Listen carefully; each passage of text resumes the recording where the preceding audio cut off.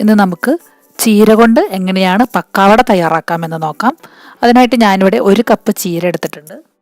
ഇതിനുള്ള ബാറ്റർ തയ്യാറാക്കാനായിട്ട് ഞാനിവിടെ 1/2 കപ്പ് അരിപ്പൊടി, 1 കപ്പ് കടലമാവ് എടുത്തിട്ടുണ്ട്. ഒരു മിക്സിംഗ് ബൗളിലേക്ക് ആദ്യം നമ്മൾ അരിഞ്ഞു വെച്ചിരിക്കുന്ന ചീര ചേർത്ത് കൊടുക്കാം. ഇത് വീട്ടിൽ തന്നെ ഉണ്ടായ ചീരയാണ്. ഈ ചീരയിലേക്ക് നമുക്ക് 1 കപ്പ് കടലമാവ്, 1/2 കപ്പ് അരിപ്പൊടി ചേർത്ത് നന്നായിട്ട് മിക്സ് ചെയ്യാം. ഞാനിവിടെ വറുത്ത അരിപ്പൊടിയാണ് ഉപയോഗിച്ചത്.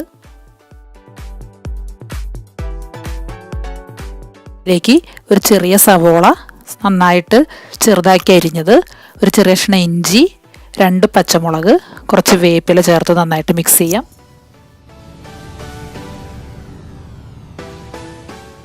ഇതിലേക്ക് 1/4 ടീസ്പൂൺ ഉപ്പ് ചേർത്ത് കൊടുത്ത് മിക്സ് ചെയ്യാം.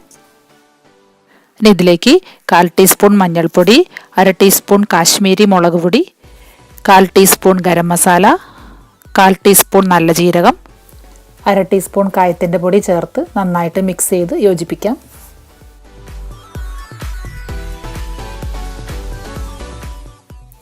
ഇനി നമുക്കിതിലേക്ക് കുറച്ച് വെള്ളം ചേർത്ത് കൊടുക്കാം.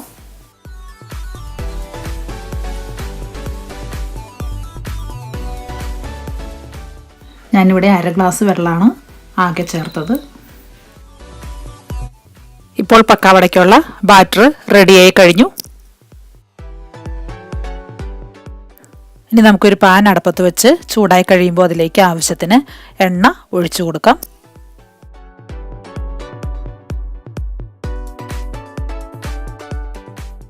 എണ്ണ നന്നായി ചൂടായതിന് ശേഷം 1 ടീസ്പൂൺ ഉപയോഗിച്ച് കുറേശ്ശെ ബാറ്റർ നമുക്ക് എണ്ണയിലേക്ക് ഇട്ട് കൊടുക്കാം.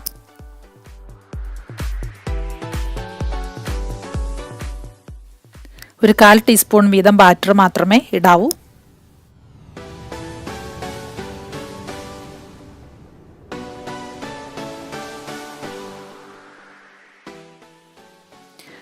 ഇനി തീ ലോ ഫ്ലെയിമിലേക്ക് ആക്കിയിട്ട് നമുക്കിതൊന്ന് മറിച്ചിട്ട് കൊടുക്കാം.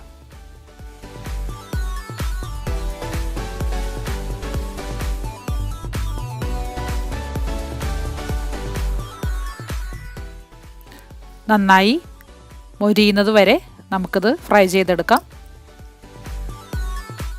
ഇപ്പോൾ പക്കാവടയെല്ലാം റെഡിയായി കഴിഞ്ഞു. ഇനി നമുക്കിത് എണ്ണയിൽ നിന്ന് കോരി മാറ്റാം.